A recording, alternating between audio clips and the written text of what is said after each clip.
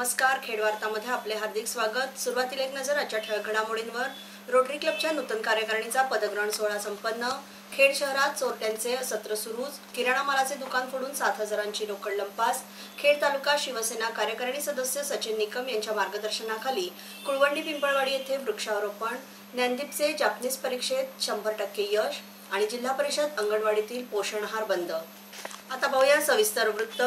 खेड येथील रोटरी क्लबच्या अध्यक्षपदी डॉ. समीर तलाठी तर सचिवपदी संदीप नायकवडी यांची सर्वानुमते निवड करण्यात आली असून 25 जून रोजी रोटरी स्कूलमध्ये नूतन कार्यकारिणीचा पदग्रहण सोहळा मोठ्या उत्साहात संपन्न झाला।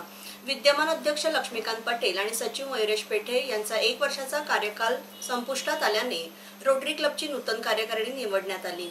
खजिनदारपदी सचिन करवा यांची निवड करण्यात आली आहे। या पदग्रहण कार्यक्रमास कोल्हापूर येथील रोटरीचे ज्येष्ठ पदाधिकारी अशोक जाधव, रोटरीचे सहाय्यक गव्हर्नर अल्ताफ नूर सरगुरो यांच्यासह रोटरीचे पदाधिकारी उपस्थित होते। यावेळी गुणवंत विद्यार्थ्यांचा सत्कारही करण्यात आला।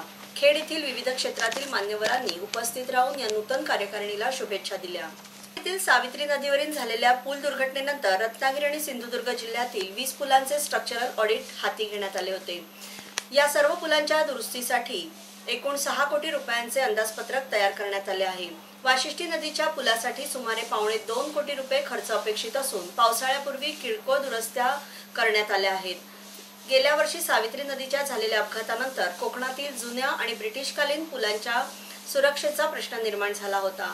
त्यानंतर रत्नागिरी सिंधुदुर्ग जिल्ह्यातील चिपळूण, रत्नागिरी, खारेपाटण, सावंतवाडी या उपविभागातील 20 पुलांचे स्ट्रक्चरल ऑडिट हाती घेण्यात आले होते। या 20 पुलांची पहिल्या टप्प्यात पाहणी करण्यात आली। त्यानंतर दुसऱ्या टप्प्यात प्रत्येक पुलाचे निरीक्षण मुंबईमधून आलेल्या तज्ञांच्या पथकाने एका मशीनद्वारे केले। यानंतर पुलांच्या डागडुजीबाबत प्राथमिक अहवाल कार्यकारी अभियंत्यांना दिला होता। तिसऱ्या टप्प्यातील पाहणी मात्र अद्याप झालेली नाही। खेड शहरामध्ये सुरू झालेले चोऱ्यांचे सत्र अद्याप थांबलेले नाही। याआधी झालेल्या चोऱ्यांचा तपास सुरू असतानाच काल रात्री चोरट्यांनी शहरातील आणखी 2 दुकाने फोडल्याचे स्पष्ट झाले आहे। पाण्याच्या टाकी परिसरातील एका इमारतीमधील एका किराणा मालाचे दुकान आणि इंटरनेटचे कार्यालय काल रात्री अज्ञात चोरट्यांनी फोडले। किराणा मालाच्या दुकानातून चोरट्यांनी 7,000 रुपयांची रोकड लंपास केली तर इंटरनेट कार्यालयात चोरट्यांच्या हाताला काहीच लागले नाही। या दोन्ही चोऱ्यांबाबत खेड पोलिसात सायंकाळी उशिरापर्यंत तक्रार दाखल झालेली नव्हती। वृक्षवल्ली आम्हा सोयरे ही संकल्पना मनात घेऊन खेड तालुका शिवसेना कार्यकारिणी सदस्य सचिन निकम यांच्या मार्गदर्शनाखाली तालुक्यातील कुळवंडी पिंपळवाडी येथे वृक्षारोपण सोहळा संपन्न झाला। झाडे लावा, झाडे जगवा, स्वच्छ सुंदर आमची वाडी कुळवंडी पिंपळवाडी, वृक्षवल्ली आम्हा सोयरे अशा संदेशाचे फलक हाती घेऊन लहान मुलांपासून महिला, वाडीतील ज्येष्ठ मंडळींपर्यंत सर्वच जण या उपक्रमात आनंदाने सहभागी झाले होते। वाडीतील ज्येष्ठ नागरिक आणि महिलांच्या हस्ते वृक्षारोपण करण्यात आले। विशेष म्हणजे लावलेल्या प्रत्येक वृक्षरोपाला शिवछाया असे नाव देण्यात आले। यापूर्वीही कुळवंडी पिंपळवाडीने हे असे स्तुत्य उपक्रम राबवले आहेत। मग ते स्वच्छता अभियान असो, जीवनावश्यक वस्तूंचे वाटप असो की शाळेतील मुलांना शैक्षणिक साहित्य वाटप असो, माझ्या कुळवंडी गावाने कायम एक पाऊल पुढे टाकून दाखवले आहे, असे मत खेड तालुका शिवसेना कार्यकारिणी सदस्य सचिन निकम यांनी व्यक्त केले। या वृक्षारोपण सोहळ्याप्रसंगी वाडीतील ज्येष्ठ नागरिक आणि वाडी मंडळाचे अध्यक्ष बाबांना निकम, उपाध्यक्ष महादेव मोरे, सेक्रेटरी कमलाकर निकम, कॅप्टन भगवान निकम, हिकमतराव निकम, संजय निकम, यशवंत नरळकर, अशोक मोरे, युवा सेना कार्यकर्ते श्याम निकम, दिनेश रेड्डी, संतोष नरळकर, सुबोध नरळकर, दिनेश डेरवणकर, कुलदीप मोरे, जितेंद्र निकम तसेच महिला ग्रामस्थ सौ योगिता नरळकर, इंदुमती निकम आदी उपस्थित होते। संसदेचे पावसाळी अधिवेशन 17 जुलैपासून सुरू होत असून याच दिवशी राष्ट्रपती पदासाठीचे मतदान होणार आहे। त्यामुळे अधिवेशनाच्या पहिल्या दिवशी कामकाज होण्याची शक्यता नसल्याचे बोलले जात आहे। 3 आठवड्यांचे अधिवेशन 11 ऑगस्ट रोजी संपणार आहे। जुलैच्या सुरुवातीला उपराष्ट्रपती पदाच्या निवडणुकीच्या तारखा जाहीर केल्या जातील। 17 जुलै रोजी राष्ट्रपतीपदाच्या निवडणुकीसाठी मतदान झाल्यानंतर भाजपाकडून लगेच उपराष्ट्रपती पदाच्या उमेदवाराची निवड होऊ शकते। नव्या उपराष्ट्रपतींना 10 ऑगस्ट पर्यंत शपथ देण्यात येणार आहे, तर अधिवेशन 11 ऑगस्ट पर्यंत चालेल। राष्ट्रपती निवड होणार असल्याचे या अधिवेशनाकडे सर्वांचे लक्ष लागले आहे। खेड पोलीस निरीक्षक डॅनियल बेन यांचे अभिनंदन करून त्यांना पुढील वाटचालीसाठी शुभेच्छा देण्यात आल्या। या प्रसंगी रत्नागिरी जिल्हा परिषदेचे बांधकाम आणि आरोग्य सभापती चंद्रकांत उर्फ अण्णा कदम, तालुका प्रमुख राजा बेलोसे, उपसभापती विजय कदम, युवा सेना जिल्हाध्यक्ष निकेतन पाटणे आणि शिवतर रोड रिक्षा चालक मालक संघटनेचे सर्व पदाधिकारी आणि शिवसैनिक मोठ्या संख्येने उपस्थित होते। जापनीज शोधान लेव्हल परीक्षेत खेड येथील ज्ञानदीप महाविद्यालयातील 11वी आणि 12वीच्या विद्यार्थ्यांनी 100% यश मिळवले आहे।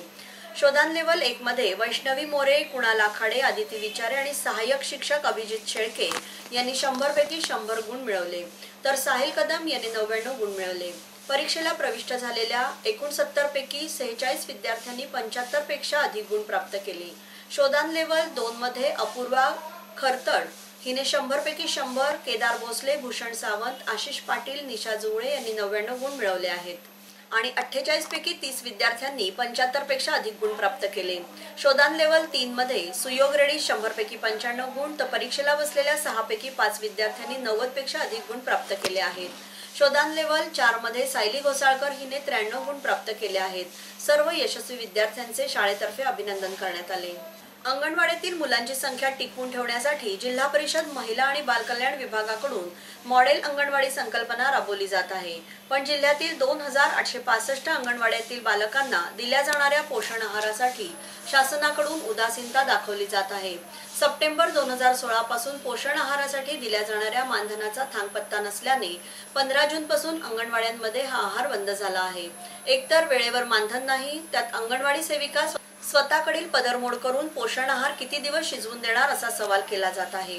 मुलांच्या शैक्षणिक वाटचालीला श्री गणेशा अंगणवाडीपासून केला जातो, त्या ठिकाणी मुलांना दाखल करून शाळापूर्व प्रवेशाच्या मानसिकतेचा पाया अधिक भक्कम केला जात असतो।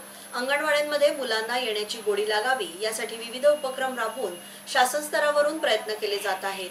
एकीकडे अपुऱ्या सोयीमुळे इंग्रजी माध्यमाच्या शाळा, नर्सरीकडे पालकांचा कल वाढला आहे, त्यामुळे जिल्हा परिषदेच्या अंगणवाड्यातील प्राथमिक शाळांमधील मुलांची संख्या कमी होऊ लागली आहे।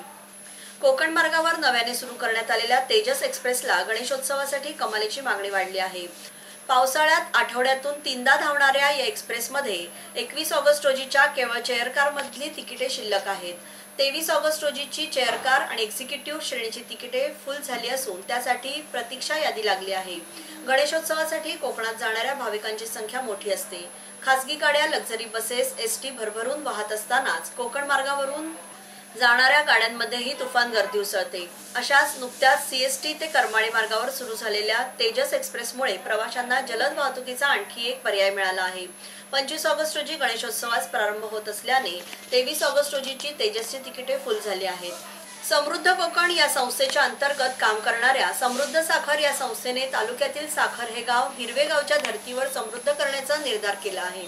संस्थेचे अध्यक्ष मनोहर सकपाळ यांच्या नेतृत्वाखाली ग्रामस्थांनी गावात यावर्षी 11,000 वृक्ष लागवड करण्याचा संकल्प सोडला असून काल जिल्हा पुरवठा अधिकारी डॉक्टर श्रीकृष्ण फड आणि समृद्ध कोकणचे संजय यादवराव यांच्या उपस्थितीत 2,000 वृक्षांची लागवड करण्यात आली।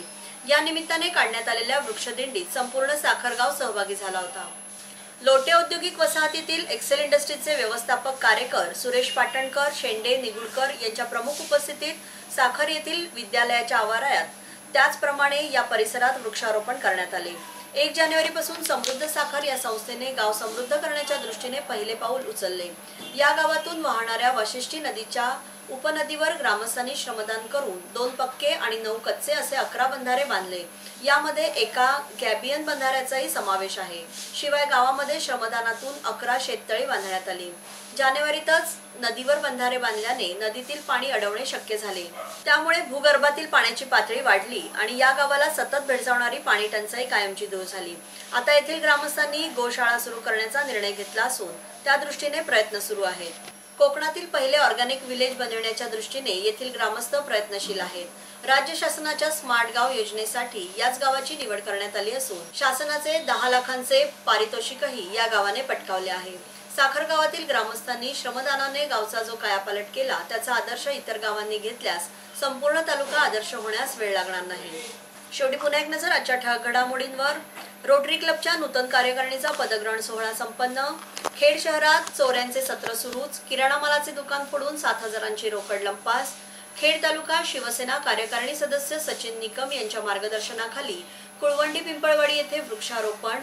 ज्ञानदीपचे जापनीज परीक्षेत 100% यश आणि जिल्हा परिषद अंगणवाडीतील पोषण आहार बंद। याबरोबरच हे बातमीपत्र संपले। धन्यवाद।